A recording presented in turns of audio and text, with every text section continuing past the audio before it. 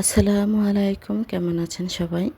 আশা করি যে যেখান থেকে ভিডিওটি দেখছেন সবাই ভালো আছেন, সুস্থ আছেন। আলহামদুলিল্লাহ, আল্লাহর রহমতে আমিও ভালো আছি।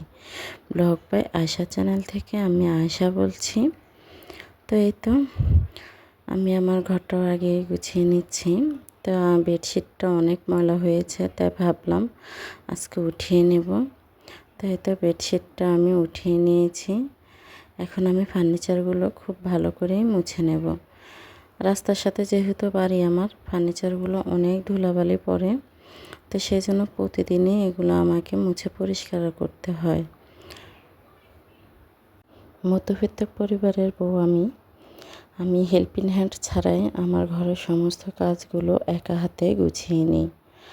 আসলে যেহেতু আমরা মধ্যবিত্ত পরিবারের বসবাস করি, চাইলে কিন্তু একজন হেল্পিং হ্যান্ড রাখতে পারি না। আর একজন হেল্পিং হ্যান্ড রাখলে তাকে মাস শেষে অনেকগুলো টাকাই স্যালারি দিতে হবে। তো ওই হিসাবটা চিন্তা করি। যেহেতু আমার 3 মেয়ে আছে, আমার 3টি মেয়ের পিছনে আমার মাসে অনেক টাকাই খরচ হয়। এদিক দিয়ে আমার সংসার খরচ, তো সব কিছু মিলিয়ে কিন্তু হেল্পিং হ্যান্ড রাখতে পারি না, আর রাখার প্রয়োজনও নেই। যেহেতু আমি একা হাতে সব কিছুই সামলিয়ে নিতে পারি, তো শুধু শুধু কেন আমি একজন হেল্পিং হ্যান্ড রেখে তাকে প্রতি মাসে বেতন দেব? তো যে টাকাটা আমি একজন হেল্পিং হ্যান্ডকে দেব, ওই টাকাটা আমি নিজ হাতে জমা করে রাখবো। তাহলে আমার সঞ্চয়টা একটু বাড়বে। যদি আমি ওই হেল্পিং হ্যান্ডের টাকা প্রতি মাসে আমার ব্যাংকে রেখে দিই, দেখা যাবে ওই টাকার থেকে আমি ভালো একটা অ্যামাউন্ট করতে পারবো। তো সেজন্যে একটু চিন্তা করে চলি যে দরকার নেই একজন হেল্পিং হ্যান্ডের। তো এই তো দেখেন, আমি কিন্তু আমার রুমটা গুছিয়ে তারপর আমার শাশুড়ি মার ঘরটাও গুছিয়ে নিয়েছি। আমার মেয়েরা কিন্তু আমার শাশুড়ির সাথে ঘুমায়, ওরা আমার সাথে ঘুমায় না। তো ছোট মেয়ে আর মেজো মেয়ে মাঝে মধ্যে আমার সাথে ঘুমায়। ওরা ওর দাদুকে ভীষণ ভালোবাসে, তাই ওর দাদুর সাথে ওরা ঘুমাতে বেশি পছন্দ করে।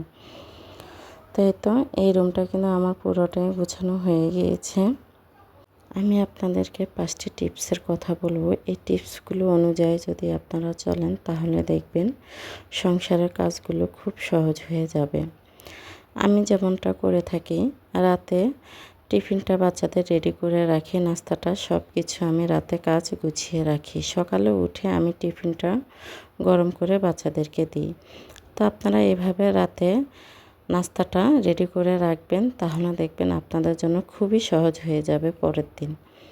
দ্বিতীয় টিপস হচ্ছে, সকালে ঘুম থেকে উঠে আগে বেডটা গুছিয়ে নেবেন। বেডটা যদি গুছানো থাকে, মনে কিন্তু অনেকটাই ভালো লাগে। তো আমি প্রতিদিনই সকালে ঘুম থেকে উঠে আমার বেডটা পরিপাটি করে রাখি, তাহলে দেখতেও সুন্দর লাগে, কাজটা মনে হয় অনেকটাই হালকা হয়ে গিয়েছে। তারপরে তৃতীয় টিপস হচ্ছে, আপনি যে কাপড়গুলো এলোমেলো হয়ে থাকে, যেমন আমি বাচ্চাদের নিয়ে বাহির থেকে যখন আসি স্কুল থেকে, এসে খাটের উপরে কাপড়গুলো খুলে রেখে দিই, ওগুলো কিন্তু সময় মতন গোছায় না। এটাই হচ্ছে আমাদের বড় ভুল। আপনি যদি সময় মতন এই কাপড়গুলো গুছিয়ে রেখে দেন জায়গায়, তাহলে দেখবেন আপনার জন্য সংসারের কাজটা আরও সহজ হয়ে যাবে। আর সংসারে আমাদের অনেকগুলোই মানুষ থাকে, যেমন আমার সংসারে আমার 3টে মেয়ে, আমি, আমার হাজব্যান্ড আর আমার শাশুড়ি, আমরা 6 জন সদস্য আছি। তো 6 জন সদস্যর ভিতরে দেখা যাচ্ছে যে 6 জনের কাপড়ই আলাদা। এই কাপড়গুলো ভাঁজ করে আপনি আলাদা আলাদাভাবে রাখবেন, তাহলে দেখবেন বাচ্চারা কাপড়গুলো এলোমেলো করবেন না, ড্রয়ারটা ঠিকভাবে গোছানো থাকবে। শুধু ওদের যেটা প্রয়োজন ওরা ওটাই নিয়ে নেবে। তাহলে এখান থেকেও দেখেন আপনার অনেকটাই উপকার হবে। তৃতীয় টিপস হচ্ছে, আমরা যদি সবজি বাজারটা আগে থেকে কেটে পরিষ্কার করে ফ্রিজে রেখে দিই গুছিয়ে, তাহলে কিন্তু আমাদের জন্য আরও সহজ হয়ে যাবে। তো আমি সবসময় কী করি, যখন সবজিগুলো আনা হয় তখন আমি এই সবজিগুলো সাথে সাথে কেটে ফ্রিজে রেখে দিই। যেহেতু আমার বাচ্চাদেরকে নিয়ে স্কুলে যেতে হবে, রাত্রে বাচ্চাদের পড়াতে বসাতে হবে, তাহলে তো আমি সবজি কাটার সময় পাবো না। যখন যে কাজটা, তখন ওই কাজটাই আমি করতে চেষ্টা করি, তাহলে আমার জন্য কাজটা আরও সহজ হয়ে যায়। ফ্রিজে আমি সবজিগুলো কেটে রেখে দিই, আমি পেঁয়াজটাও কেটে রেখে দিই ফ্রিজে। আমি রাতে প্রায় অনেকগুলো কাজই গুছিয়ে রাখি। 4 নাম্বার টিপস হচ্ছে, যে ময়লা কাপড়গুলো থাকে ওই ময়লা কাপড়গুলো আপনি আগের দিনে আলাদা করে ফেলবেন। অনেক সময় দেখা যায় যে ময়লা কাপড়ের সাথে আপনার পরিষ্কার কাপড়ও একসাথে মিলে যায়। তো সেজন্য ময়লা কাপড়গুলো সবসময় আলাদা একটি ঝুড়ি রাখবেন, ওই ঝুড়িতে রেখে দেবেন। তাহলে দেখবেন কাজটা আপনার জন্য আরও সহজ হয়ে যাবে। আর যে কাপড়গুলো আয়রন করার বাকি থাকবে ওই কাপড়গুলো আপনি আলাদা রেখে দেবেন। যদি আপনি নিজে আয়রন করে নেন তাহলে তো অনেক বেশি ভালো হবে। অনেক সময় দেখা যায় যে আমরা সময়ের জন্য নিজে আয়রন করতে পারি না, দোকানে দিতে হয়। তো সেজন্য আপনি দোকানেও পাঠিয়ে দিতে পারেন আয়রন করার জন্য কাপড়গুলো। 5 নাম্বার টিপস হলো, বাচ্চারা স্কুল থেকে আসার পর জুতোগুলো একদম এলোমেলো করে রাখে, অগোছানো অবস্থায় থাকে, ঘরে বাইরে দেখতে খুবই বাজে অবস্থা দেখা যায়। তা আমি সাথে সাথে বাচ্চাদের জুতোগুলো ঠিকঠাকভাবে গুছিয়ে রেখে দিই।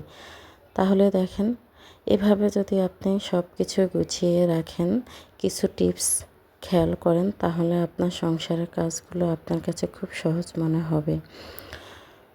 আগেকার মানুষ যখন ধান পানের কাজ করতো তখন কিন্তু তাদের অনেক কাজ থাকতো। তারা ধানের কাজ করতো, তারা রান্নাবান্না করতো, সব কিছু একা হাতে সামলাতো, তাদের কোনো হেল্পিং হ্যান্ডের প্রয়োজন হয়নি। এখন বর্তমানে আমাদের কিন্তু ধানের কাজ নেই, আমরা বাচ্চাদেরকে স্কুলে নেওয়া আনা করি আর ঘরে রান্নাবান্না করি, তারপরও আমরা কাজ করে শেষ করতে পারি না, আমাদের হেল্পিং হ্যান্ডের প্রয়োজন হয়। তো আপনি কিছু টিপস খেয়াল করবেন, বুদ্ধি দিয়ে কাজ করবেন, তাহলে দেখবেন আপনার হেল্পিং হ্যান্ডের প্রয়োজন হবে না। তো দেখেন, আপনাদের সাথে কথা বলতে বলতে আমার ভিডিও সম্পর্কে আর কোনো কথাই বলা হয়নি। তো আপনারা তো দেখেছেনই আমি কিন্তু কিভাবে আমার ঘরটা গুছিয়ে নিয়েছি। পুরো ঘরটাই আমার পরিপাটি করা হয়ে গিয়েছে। তো সব কাজ একা হাতে সামলিয়ে নিয়েছি, আপনারা কিন্তু সব দেখেছেন, আর কি বলবো। তো যারা ভিডিওর এ পর্যন্ত আসছেন এখনও একটি লাইক দেননি, প্লিজ ভিডিওতে একটি লাইক দিয়ে দেবেন। আর যারা এরকম ভিডিও পছন্দ করেন তারা আমার পাশে থাকবেন, ইনশাআল্লাহ আমিও আপনাদের পাশে আছি। তো এদিক দিয়ে দেখেন আমার সিলিন্ডারও শেষ হয়ে গিয়েছে, সিলিন্ডারের বোতলটা চেঞ্জ করে নিয়েছি। তো এই তো এখন এই বোতলটি লাগিয়ে নেব। তা আজ এই পর্যন্তই, সবাই ভালো থাকবেন, সুস্থ থাকবেন। আসসালামু আলাইকুম, আল্লাহ হাফেজ।